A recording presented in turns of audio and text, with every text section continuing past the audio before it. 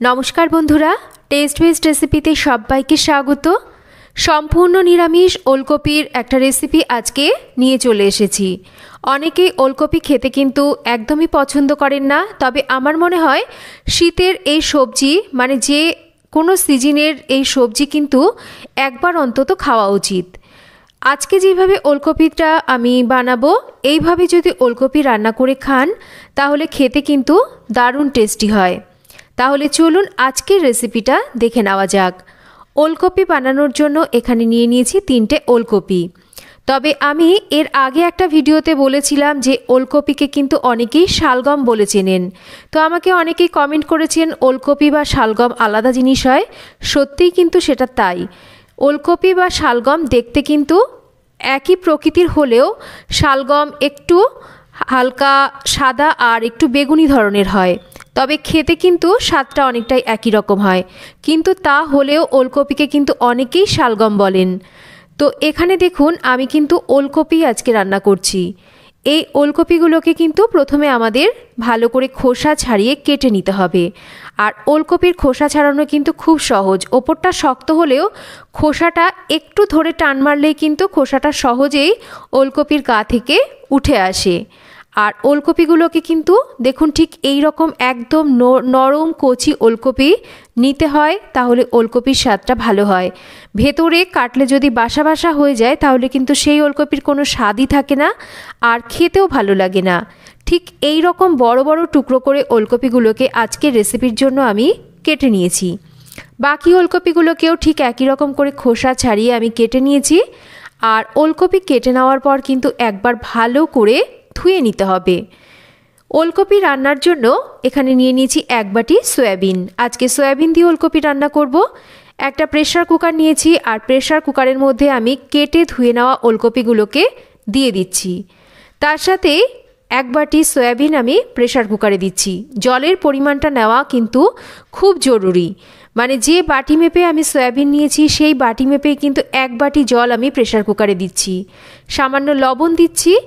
এবার প্রেসার কুকারের ঢাকা বন্ধ করে হাই ফ্লেমে রেখে একটা সিটি দিয়ে আমরা ওলকপি আর সয়াবিনকে সেদ্ধ করব। অবশ্যই হাই ফ্লেমে রেখে সেদ্ধ করতে হবে। আর জলটা যদি পরিমাণ মতন দেওয়া হয়, জলটাও বেশি হয় না, জলটা কিন্তু ফেলতে হয় না, তাতে সবজির পুষ্টিগুণও কিন্তু নষ্ট হয় না। জলটা সেই জন্য এইভাবে একটু মেপে দেওয়ার চেষ্টা করবেন। ওদিকে ওলকপি আর সয়াবিন সেদ্ধ হয়ে গেছে। ঠান্ডা করে আমি ভালো করে যেটুকু জল যদি থেকে যায় জলটাকে ঝরিয়ে নেব। এদিকে রান্নার জন্য তেল গরম করে নিয়েছি। বেশ বড় বড় টুকরো করে কয়েক টুকরো আলু আমি কেটে লবণ আর হলুদ মাখিয়ে নিয়েছি। এতে করে আলুটা বেশ নরম হয়ে যাবে। এবার লবণ হলুদ মাখিয়ে নেওয়া আলুগুলোকে আমাদের একটু ভালো করে ভেজে নিতে হবে। বেশ একটু ভালো করে আমি আলুগুলোকে ভেজে নিয়েছি। এবার আলুগুলোকে আমি তুলে নিচ্ছি। এবার ওই তেলের মধ্যে তেজপাতা, গোটা গরম মশলা আর তার সাথে গোটা জিরে আমি ফোড়নে দিচ্ছি।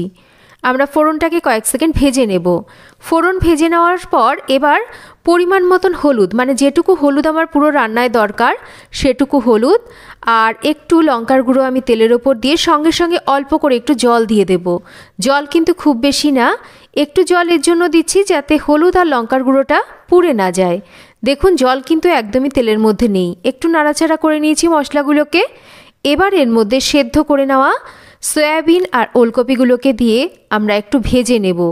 এই রকম করলে কিন্তু সয়াবিন আর ওলকপির মধ্যে সুন্দর একটা কালার চলে আসবে। আর মশলাটাও কিন্তু সামান্য জল দেওয়ার ফলে পুড়ে যাবে না। দেখুন একটু ভালো করে আমি সয়াবিন আর ওলকপিকে বেশ ভেজে নিচ্ছি। এটা ভাজা হতে থাক কম আঁচে রেখে। ততক্ষণ চলুন আমরা একটা মশলার পেস্ট তৈরি করি। এদিকে নিয়ে নিয়েছি একটা টমেটো, একটু মাঝারি মাপের টমেটো নিয়েছি আর টমেটোটাকে আমরা কেটে নেব।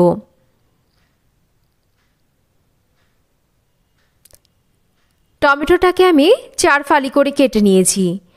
আর তার সাথে নিয়ে নিয়েছি আমি এখানে হাফ ইঞ্চি মতন আদা। আদাটার খোসাটা ভালো করে ছাড়িয়ে নিতে হবে। আদার খোসা ভালো করে ছাড়িয়ে নেওয়ার পর এবার আদাটাকেও কিন্তু আমি একটু ছোট ছোট টুকরো করে কেটে নিচ্ছি।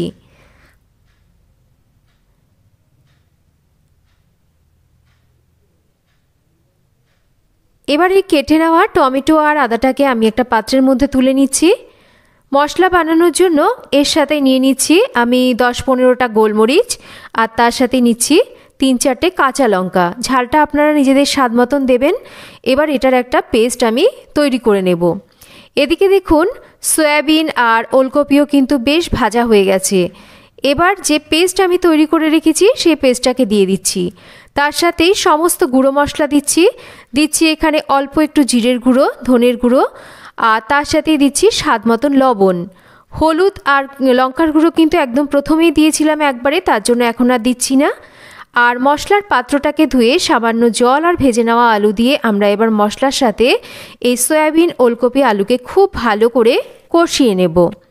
খুব ভালো করে মশলা কষানো হয়ে গেলে এবার আমরা এর মধ্যে দিয়ে দেব উষ্ণ গরম জল। একটু গরম জল দিলে রান্নাটাও তাড়াতাড়ি হয় আর রান্নার স্বাদটাও কিন্তু ভালো হয়। তো গরম জলটাকে দিয়ে আমরা ভালো করে একটু নাড়াচাড়া করে মিশিয়ে নিচ্ছি।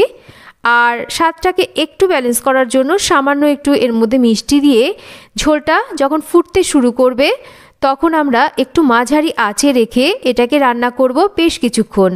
আর কিন্তু ঢাকা দেওয়ার দরকার নেই। এই রকমই ঢাকা খোলা অবস্থায় আমরা বেশ কিছুক্ষণ এটাকে মাঝারি আঁচে রেখে রান্না করে নিয়েছি। এবার এটাকে চেক করে নিচ্ছি।